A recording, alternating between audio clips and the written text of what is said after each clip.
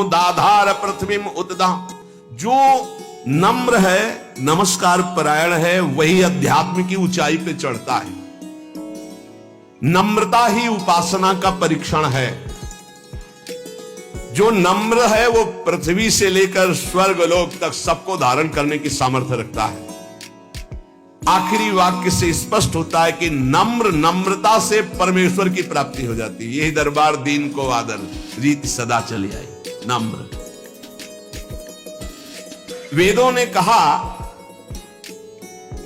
आज भी तुम भजन नहीं करते तो भी मेरे परमात्मा तुमसे सख्य भाव रखते हैं। सख्य भाव माने दोस्त। क्या तुमने यदि चाहा कि परमात्मा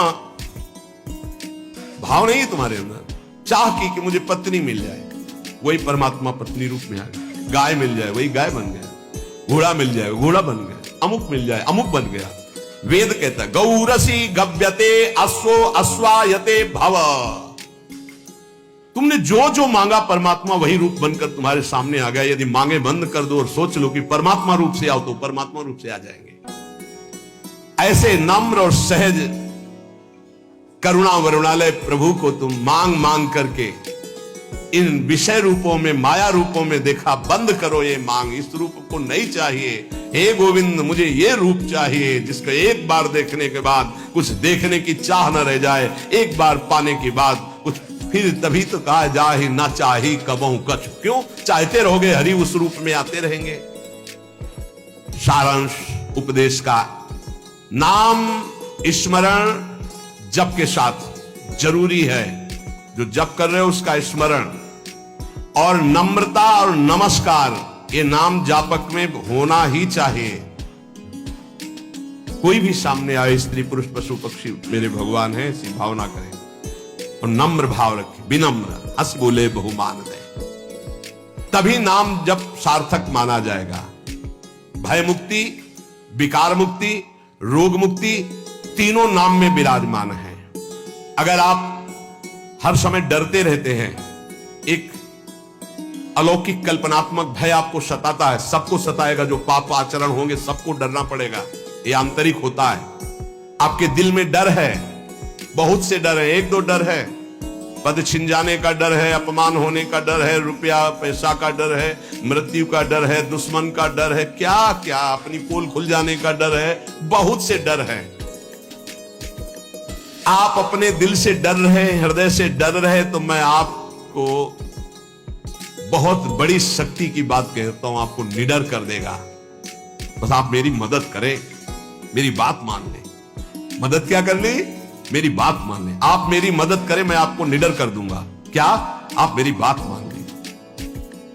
मैं कोई जादुई चीज नहीं दे रहा हूं कि वो आपके डर को भगा देगी। मैं आपको एक अमोघ महान शक्ति प्रदान करता हूं, नाम। शायद आप कहेंगे कि ऐसे नाम तुम बहुत बार सुन चुके हैं, राम कृष्ण हरि ये सब सुन चुके हैं। नहीं नहीं, आप उसकी महिमा को नहीं जानते हैं। इसलिए कि आप मेरी मदद कीजिए। क्या मदद? आप मुझे अपना श्रद्धा और विश्वास दीजिए और मेरी बात मान लीजिए। यदि आपने नाम जपना शुरू किया तो आपके दिल से डर नाम की चीज खत्म हो जाएगी। 5 वर्ष का बालक प्रहलाद, 5 वर्ष का बालक ध्रुव इसी मधुपुरी में आकर के निडर त्रिभुवनपति हिरण्यकश्यप दैत्यराज कहकर संबोधन करता, कोई डर नहीं। 5 वर्ष का बालक, हे नाम जपना शुरू कर दो, अगर निडर ना हो जाओ तो कहना। नाम जप में सारे डर भाग जाते हैं। बहुत से डर हर समय आदमी को सताते रहते, चिंता, भय, शोक, मृत्यु। कुछ गलतियां हो गई जो दंड के रूप में कल्पनात्मक भय दिखाती रहती हैं। अगर आप नाम जपना शुरू कर दे तो दुनिया का कोई भी डर नहीं जो आपको भयभीत कर सके। समुझ जाए शरण ते डरत ना काल डर। क्या बात, धन्य है। मैं अपनी श्रद्धा और विश्वास के साथ कहता हूं कि यदि नाम जप करते हो तो किसी की ताकत नहीं है कि आपके परिवार की तरफ भी आंख उठा के देख सके गलत दृष्टि से। आपकी तरफ तो जाने दो, आपकी वस्तु पे हाथ डाल सके, ऐसी किसी की ताकत नहीं।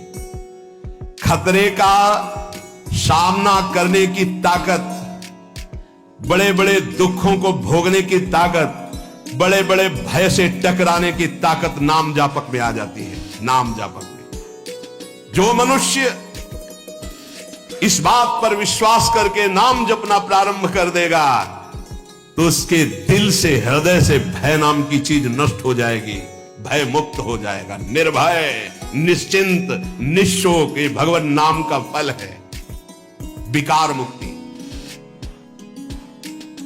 नाम में एक अपार शक्ति है। विकार मुक्ति यानी काम विजयी, क्रोध विजयी, लोभ विजयी, मोह विजयी, मद विजयी, मात्सर्य विजयी। ये 6 रखे गए प्रधान षड विकार, जित, अनग, अकामा। काम विजयी अर्थात ब्रह्मचर्य सिद्धि। एक बहुत बड़ी उपलब्धि है ब्रह्मचर्य।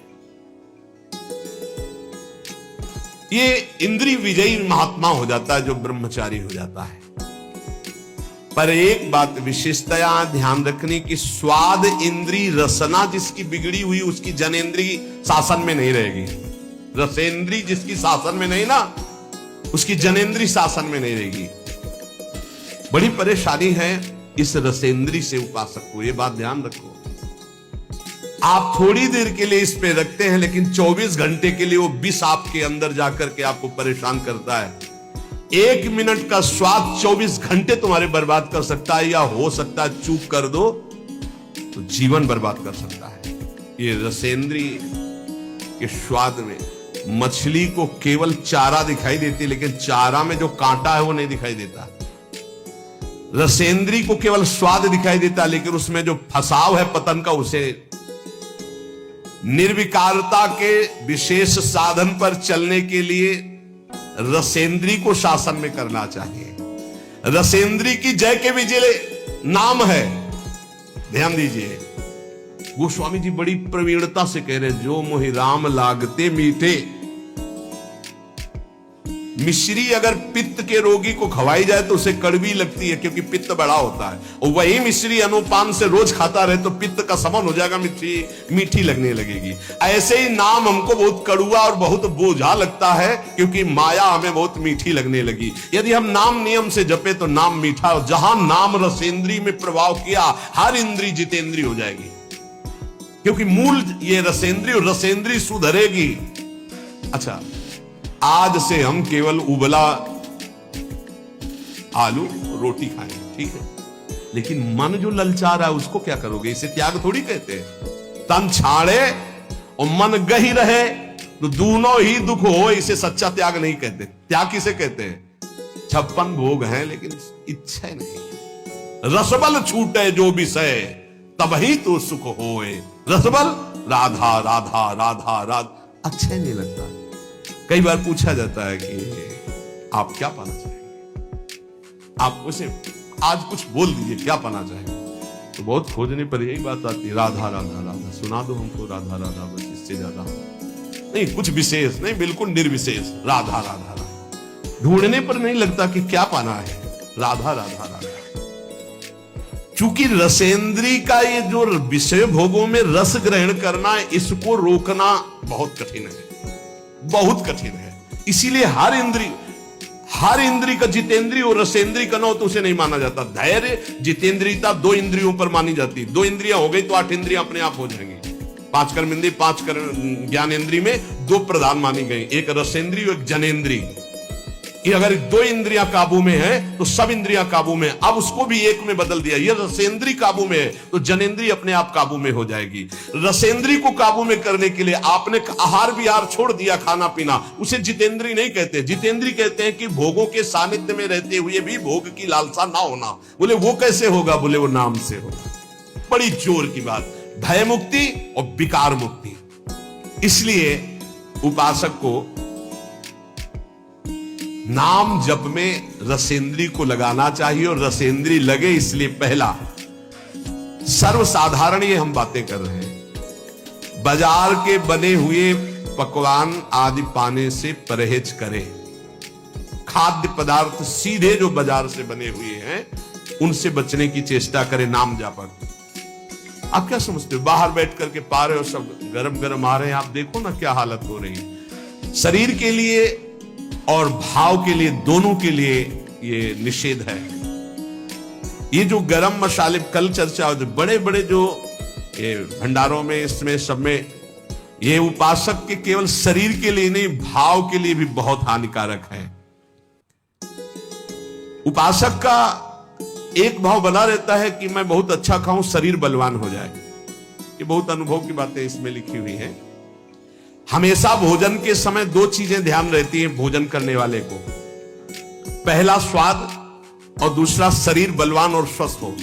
ध्यान देना, दो बातें याद करके वो भोजन पा रहा है, पहला स्वाद और दूसरा पौष्टिकता, शरीर बलवान हो जाए। जिह्वा की तृप्ति और शरीर की पुष्टता का भाव रखकर भोजन करने से तमोगुण आ जाता है। और उपासक एक बात का केवल चिंतन करता है, मेरा भजन बढ़ेगा कि घटेगा, बस ये ध्यान रखता है भोजन के समय।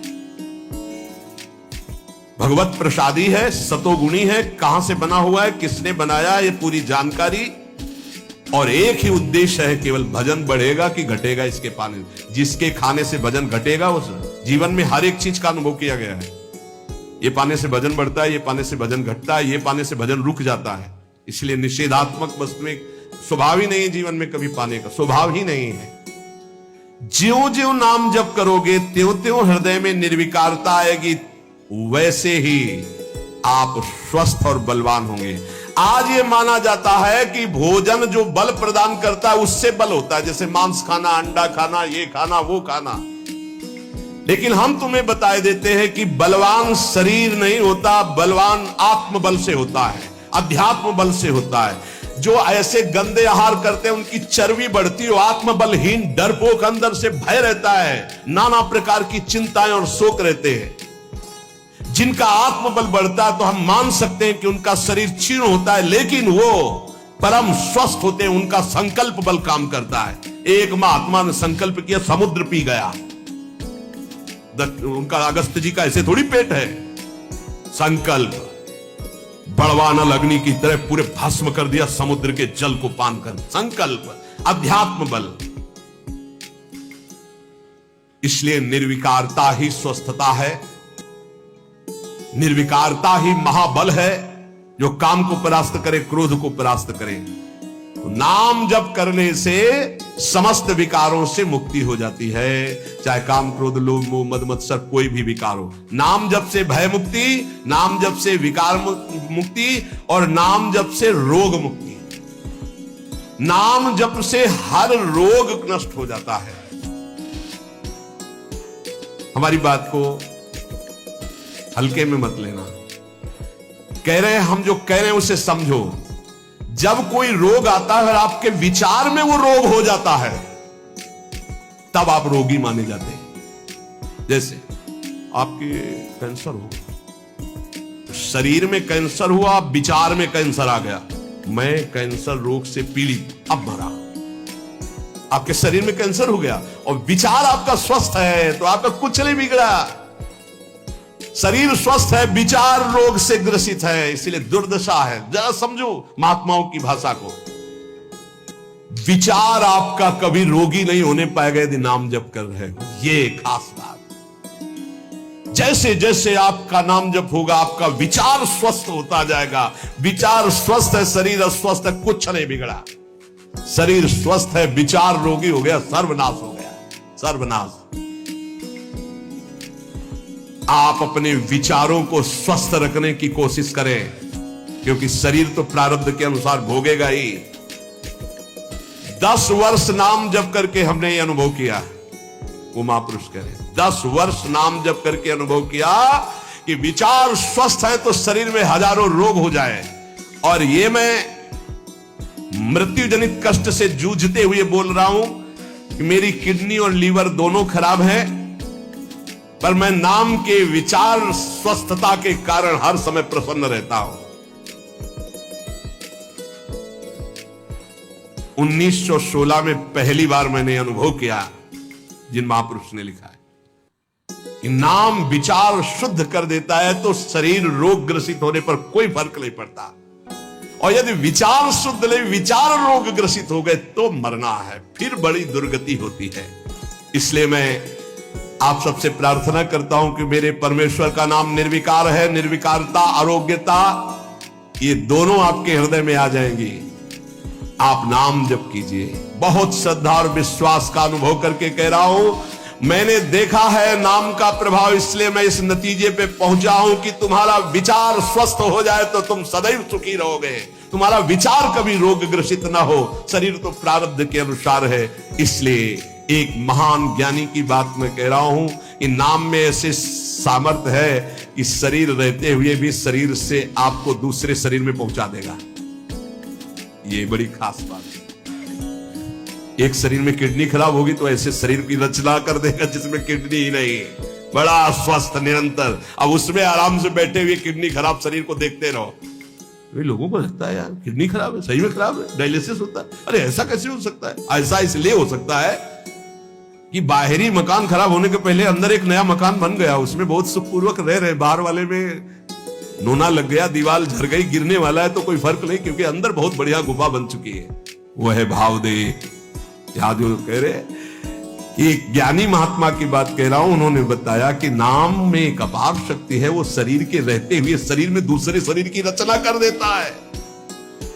और वो अमोघ शक्ति संपन्न शरीर होता है, कोई भी माया जनित अस्त्र शस्त्र रोग उसे छू नहीं सकता है। इसलिए नाम नाम नाम ऊर्ध्वगामी बनाता है, संसार का चिंतन अधोगामी बनाता है। इसलिए नाम नाम से रोग मुक्ति, नाम से समस्त रोगों का उपचार संभव है। नाम नए शरीर की रचना कर देता है, असंभव को भी संभव, संभव को भी असंभव।